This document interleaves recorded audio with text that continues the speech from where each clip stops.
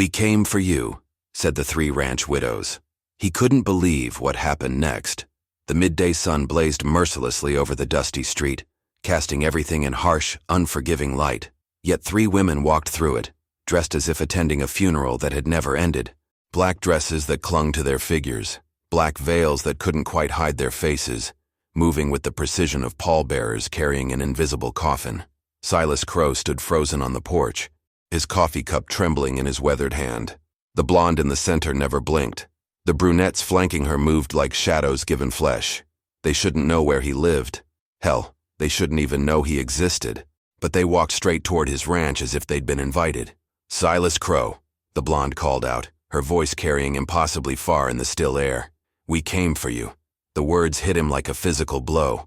Three women he'd never seen before, dressed for mourning, speaking his name with the certainty of death itself. The coffee cup slipped from his fingers, shattering against the wooden boards. Because in that moment, Silas realized two impossible things. These women knew exactly who he was, and somehow, they knew what he'd done 15 years ago when he thought no one was watching. The question wasn't why they'd come. The question was how long they'd been hunting him, and what they planned to do now that they'd found him. Silas forced his legs to move, stepping down from the porch with deliberate slowness. His hand instinctively moved toward the gun at his hip, then stopped. Something about their posture told him weapons wouldn't help him here. "I think you have the wrong man," he called back, his voice rough as gravel. "I don't know you ladies." The blonde smiled, and it was the coldest thing Silas had ever seen. "But we know you, Silas. We know about the mine. We know about the water rights. We know about the three men who rode out with you that winter and never came back home." Silas felt the blood drain from his face. The mine had been sealed and forgotten. The water rights had been settled years ago. And those three men? Nobody was supposed to know about them. "We know about our husbands, Silas Crow, and we've come to collect what you owe." The brunette on the left reached into a small bag at her waist and pulled out something that made Silas's knees nearly buckle. A silver pocket watch, dented and tarnished. He'd seen it 100 times in another man's hands, counting down the minutes to a decision that had changed everything. But that watch should have been buried with its owner in an unmarked grave 15 years ago. Now he understood why they wore black. The watch swayed gently in the woman's gloved hand, catching the harsh sunlight. Silas recognized every scratch on its surface, every dent that marked moments of a life cut short. Thomas Blaine's watch. The man who'd trusted him. The man who'd died because of that trust. "How did you get that?" Silas whispered, taking an involuntary step backward. The blonde woman stepped forward, closing the distance he'd tried to create. Up close, her eyes were the color of winter sky, cold and unforgiving. "My name is Magnolia Voss. This is Clarice Knox and Willa Blaine." Silas's throat constricted. Blaine. Thomas Blaine's widow stood before him, holding her dead husband's watch like evidence in a trial he'd never faced. "You remember my husband, don't you, Silas?" Willa's voice was barely above a whisper, but it cut through him like a blade. "You remember convincing him that the copper mine was safe, that the water flooding was just temporary, that you'd all be rich if you just kept digging one more week." The memories crashed over him like an avalanche. The mine shaft filling with water faster than they could pump it out. The support beams groaning under pressure. Thomas arguing they should evacuate while they still could. But Silas had been so sure, so greedy for the copper vein they'd finally struck. "It was an accident," Silas said, his voice barely holding steady. "The water table shifted. Nobody could have predicted. But you did predict it." Magnolia's words fell like hammer blows. "You knew the mine was flooding. You knew the supports were failing. My husband Edgar wrote about it in his letters. He told me about the meeting where you convinced them all to stay just one more day." Clarice Knox spoke for the first time, her voice hollow as wind through empty buildings. "My Samuel died believing he was doing right by his family, that the copper would secure our future. He died because you told him it was safe." Silas shook his head frantically. "I believed it too. I lost everything in that mine. My investment, my reputation. But not your life," Willa interrupted, her fingers tightening around the watch. "You weren't in the mine when it collapsed. You were in town, selling your share to Henderson Mining the morning before the accident." The accusation hung in the air like smoke from a funeral pyre. Silas felt his carefully constructed world crumbling around him. They knew. Somehow they knew about the deal with Henderson, about the warning signs he'd ignored, about the choice he'd made to save himself while leaving 3 good men to die. "We've spent years finding you, Silas Crow. Years following your trail from town to town, ranch to ranch." Magnolia's smile returned, sharp as a knife edge. "You change your name, but you never change your habits." A cold wind swept across the ranch, stirring the dust around their feet. Somewhere in the distance, a horse whinnied nervously, as if sensing the tension that crackled between them like electricity before a storm. "What do you want?" Silas asked, though he dreaded the answer. The 3 women exchanged glances, a silent communication that spoke of years spent planning this moment. "Justice," Magnolia said simply, "the kind that never found you in any courthouse." And that's when Silas noticed the rope coiled at Clarice's belt. The rope was weathered hemp, thick as a man's thumb, with knots tied at precise intervals. Silas had seen enough hangings to recognize the craftsmanship. This wasn't some hastily assembled tool of vengeance. This was a noose built with patience and purpose. "You think you're going to hang me right here on my own land?" Silas forced a laugh that sounded hollow even to his own ears. "There's laws in this territory. People who'll come looking." Magnolia tilted her head, studying him like a hunter examining wounded prey. "What people, Silas? You live alone out here. No neighbors for miles.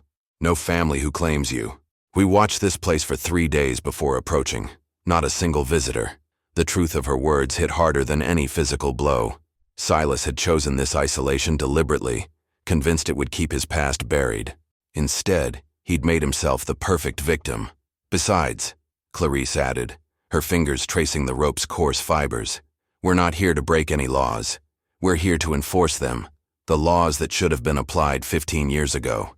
Willa stepped closer, Thomas's watch still dangling from her gloved hand. "Did you know my husband kept a journal? Every day in that mine, he wrote about the water levels, the unstable supports, the danger signs you ignored. He documented everything, including the morning you told them all to keep working while you rode to town." Silas's mind raced, searching for escape routes both physical and logical. His horse was in the corral behind the house. His rifle hung above the fireplace inside. But 3 women had positioned themselves between him and any possible sanctuary.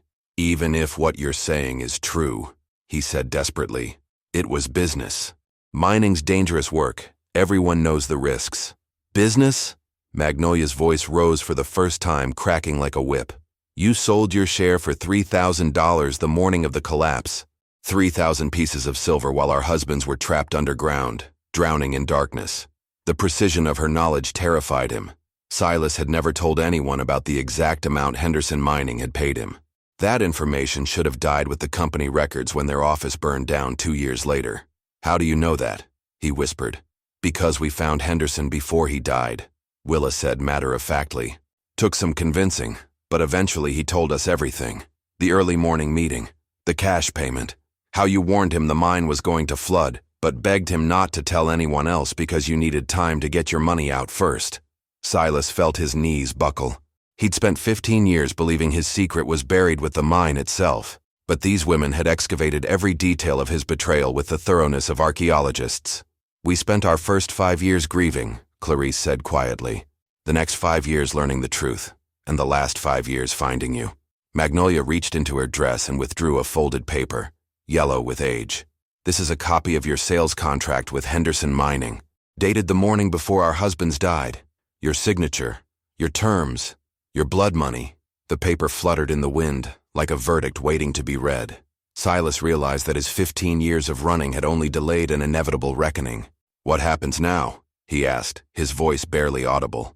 The 3 women exchanged those silent glances again, a communication built from shared loss and common purpose.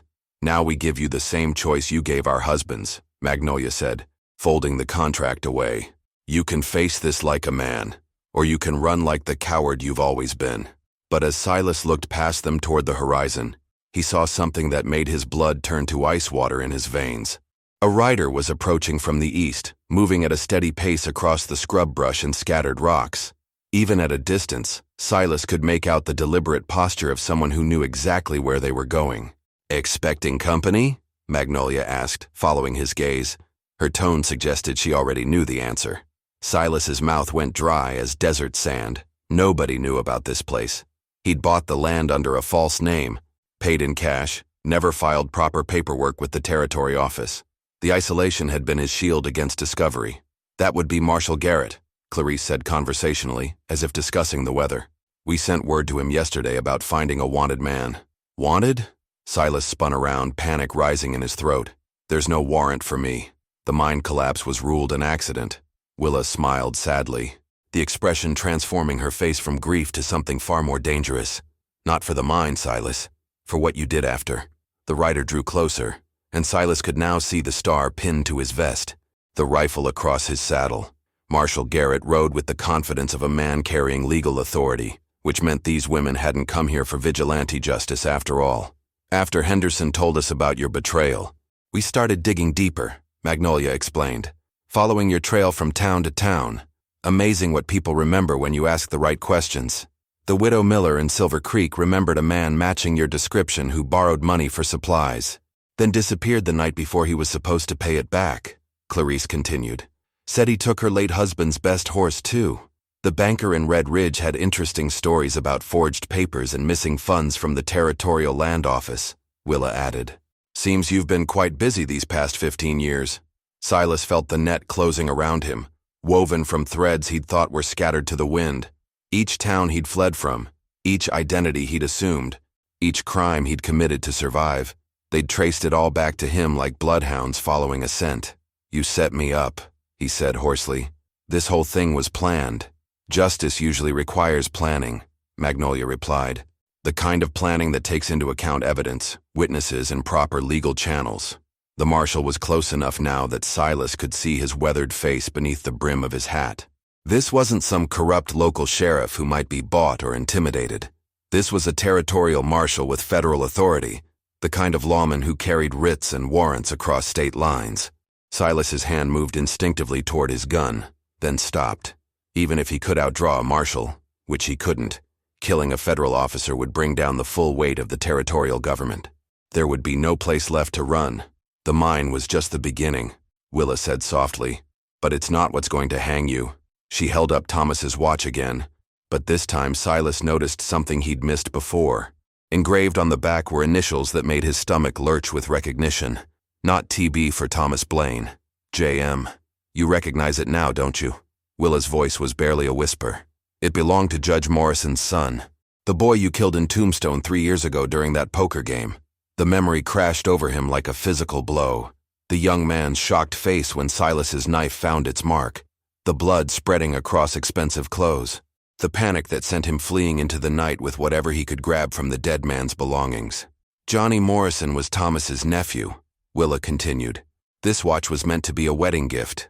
Instead, it became evidence of murder. Marshal Garrett was less than 100 yards away now, close enough to see the rope in Clarice's hands, close enough to hear whatever Silas might try to shout in his defense. But looking into the eyes of the 3 women before him, Silas realized that shouting wouldn't help. They hadn't come here for revenge. They'd come here to deliver him to justice with a patience and thoroughness that put every lawman who'd ever chased him to shame. If this story is touching you in any way, don't forget to hit the like button, share it with someone who loves a good Western tale, and subscribe to the Western Redemption channel. Every single day at exactly 10 a.m., a brand new story drops, packed with emotion, justice, and redemption. So turn on the notification bell and don't miss the next chapter.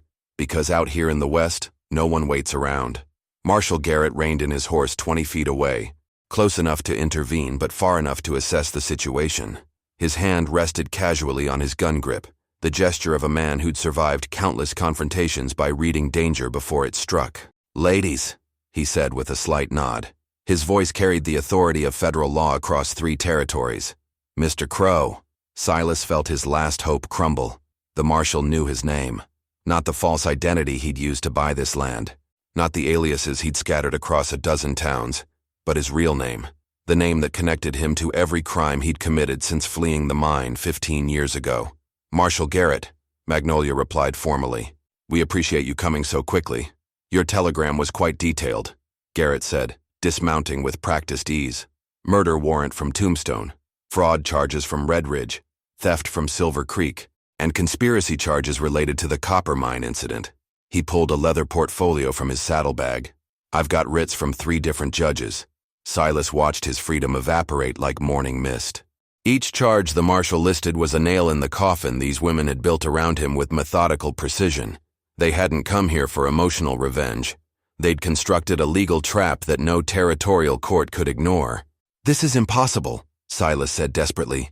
"Some of those crimes happened under different names. There's no way to prove that you were Samuel Wright in Silver Creek," Willa interrupted, reaching into her bag again. "Or Jacob Miller in Red Ridge, or Thomas Crown in Tombstone." She produced a stack of photographs, the kind taken by traveling portrait photographers. Each image showed Silas's face from different angles, in different clothes, but unmistakably the same man. "Amazing what people remember when you show them the right picture," Clarice said. "The widow Miller positively identified you as the man who stole her husband's horse. The banker in Red Ridge remembered your face from the day you forged those land documents." Marshal Garrett examined the photographs with professional interest. Witness statements, physical evidence, documented timeline of movement between territories. "This is more thorough than most investigations my own deputies conduct." Silas realized these women had done more than hunt him. They'd built a case that would satisfy any court in the territory. Every crime, every alias, every escape route he'd used, all documented and verified with the patience of career lawmen. "We spent our grief learning how to be investigators," Magnolia explained to the marshal. "We hired retired bounty hunters to teach us tracking. We learned about legal procedures from court clerks. We studied every technique used to find men who don't want to be found. And you found them all," Garrett said with something approaching admiration. 15 years of evidence, connected across multiple jurisdictions." He turned to Silas. "Son, you're looking at the most comprehensive criminal investigation I've seen in 20 years of law enforcement." The rope at Clarice's belt suddenly took on new meaning. Not a tool of vigilante justice, but a reminder of what awaited Silas at the end of a proper legal process. The kind of hanging that came with a judge's sentence and a crowd of witnesses, not the quick violence of frontier revenge. "We made a promise to our husbands," Willa said quietly, "that justice would find the man who killed them, no matter how long it took or how far he ran." Silas looked from the photographs to the marshal's badge to the rope coiled at Clarice's waist. 15 years of running had led him to this moment, trapped between the law and the women who'd refused to let his crimes be forgotten. "What happens now?" he asked, though he already knew the answer would seal his fate. Marshal Garrett opened his portfolio and withdrew a set of shackles, the metal catching the harsh afternoon sunlight. "Now I place you under arrest for murder, fraud, and theft across 3 territories. You'll be transported to Tombstone first, where Judge Morrison has been waiting to see you answer for his son's death." Silas's legs nearly gave out beneath him. Judge Morrison. The boy's father was a federal judge with jurisdiction across the entire territory. There would be no corrupt local officials to bribe, no sympathetic juries to sway. Morrison would ensure Silas faced the full weight of territorial law. "Please," Silas said, his voice cracking. "I never meant for anyone to die in that mine. The water came up faster than anyone expected. It was an accident. But leaving them there to die wasn't an accident," Magnolia said coldly. "You had time to warn them. You chose not to because it might have interfered with your business deal." Willa stepped forward, Thomas's watch still clutched in her gloved hand. "Do you know what my husband's last words were, Silas?" The miners who survived the first few minutes heard him shouting. "He was calling for you, asking where you were, believing until the very end that you'd come back to help them." The image hit Silas like a physical blow. Thomas Blaine, drowning in darkness, still trusting the man who'd betrayed him, still believing in a partnership that had been sold for silver the morning of his death. "We interviewed every person who escaped that mine," Clarice said. "Took us years to find them all, scattered across different states. But they all told the same story. Our husbands died calling your name, believing you'd save them." Marshal Garrett approached with the shackles, his expression professionally neutral. "Silas Crow, by the authority vested in me by the territorial government, you are under arrest. You have the right to remain silent, though I doubt that'll help you much in Judge Morrison's court." Silas looked desperately around the ranch that had been his sanctuary. The isolation that had protected him from discovery now ensured no one would witness his capture. No neighbors to appeal to, no allies to call upon. He'd built his own prison in the form of perfect solitude. "How did you find this place?" he asked, as Garrett fastened the shackles around his wrists. "I bought it under a false name, paid cash. Never filed any official papers." "But you kept the same horse," Willa said with bitter satisfaction. "The same roan mare you stole from the widow Miller in Silver Creek." She remembered that horse's distinctive markings: white star on the forehead, black sock on the left rear leg. Silas glanced toward his corral where his faithful mount grazed peacefully, unaware that her distinctive appearance had doomed them both. Even his most trusted companion had become evidence against him. "We found 3 different livery stable owners who remembered that horse," Magnolia continued. "Followed her trail from town to town like breadcrumbs leading to this ranch. You could change your name, your clothes, your entire identity, but you couldn't change what made you recognizable to people who knew what to look for." As Marshal Garrett led him toward the waiting horse that would carry him back to face justice, Silas realized the cruel irony of his situation. The same meticulous planning that had helped him evade capture for 15 years had been turned against him by 3 widows with nothing left to lose except their need for justice. "The trial will be fair," Garrett said as he helped Silas onto the horse. "Judge Morrison believes in proper legal procedure, even for the man who killed his son." But looking back at the 3 women in black, Silas understood that fairness wasn't what they'd come here seeking. 3 weeks later, the courthouse in Tombstone was packed tighter than a Sunday service. Word had spread throughout the territory about the man who'd killed Judge Morrison's son, and everyone wanted to see justice delivered with their own eyes. Silas sat in shackles at the defendant's table, flanked by a court-appointed lawyer who'd already told him the case was hopeless. The evidence was overwhelming, the witnesses credible, and the judge had a personal stake in seeing him hanged. In the front row sat the 3 women who'd brought him here, no longer dressed in mourning black, but wearing their finest clothes. They'd waited 15 years for this moment, and they intended to witness every second of his downfall. Judge Morrison presided from the bench like an avenging angel carved from granite. His son's death had aged him beyond his years, carving deep lines around eyes that burned with barely controlled fury. But his voice remained steady, professional, determined to see justice done properly, even for the man who'd destroyed his family. "The territory calls Mrs. Magnolia Voss to the stand," the prosecutor announced. Magnolia rose with the dignity of a woman who'd spent years preparing for this moment. Her testimony was precise, methodical, devastating. She presented the evidence of Silas's betrayal at the mine with the skill of a trained investigator, leaving no detail unexplored, no question unanswered. "And you spent 15 years tracking the defendant across multiple territories?" the prosecutor asked. "We made a promise to our husbands," Magnolia replied, her voice carrying to every corner of the packed courtroom, "that their killer would face justice, no matter how long it took." When Silas's lawyer tried to cross-examine her, Magnolia calmly produced additional documents, witness statements, and physical evidence that demolished every attempt at creating reasonable doubt. The courtroom watched in fascination as a grieving widow systematically destroyed the defense with facts, not emotion. Willa Blaine took the stand next, carrying Thomas's pocket watch like a sacred relic. She testified about her husband's final journal entries, his growing concerns about mine safety, and his trust in Silas right up until the moment water filled his lungs. "He wrote to me the night before he died," Willa said, holding up a letter with hands that barely trembled. "He said Silas had promised them all one more day of work would make them rich. He died believing in that promise." Clarice Knox's testimony was the most damaging of all. As the widow of the mine foreman, she had access to technical documents that proved Silas knew exactly how dangerous the flooding had become. Her husband Samuel had filed reports about water levels and structural damage that Silas had received and ignored. "The defendant wasn't just negligent," Clarice stated firmly. "He was informed of the danger and chose profits over lives. That's not accident. That's murder." When the prosecutor called Marshal Garrett to testify about Silas's other crimes, the courtroom grew silent as a tomb. The federal marshal presented a catalog of fraud, theft, and deception that painted Silas as a career criminal who'd been fleeing justice since the day he left 3 men to die. "And the murder of John Morrison in this very town?" the prosecutor pressed. "Premeditated," Garrett replied without hesitation. "The defendant started the fight, drew the knife first, and robbed the victim before fleeing. Multiple witnesses saw him take the watch and money from young Morrison's body. As witness after witness took the stand, Silas felt the noose tightening around his neck with mathematical precision. These women hadn't just found him. They'd built an unassailable case that would satisfy any appeals court in the territory. When his lawyer finally called him to testify in his own defense, Silas looked out at the sea of hostile faces and realized the truth that had taken 15 years to catch up with him. There was nowhere left to run.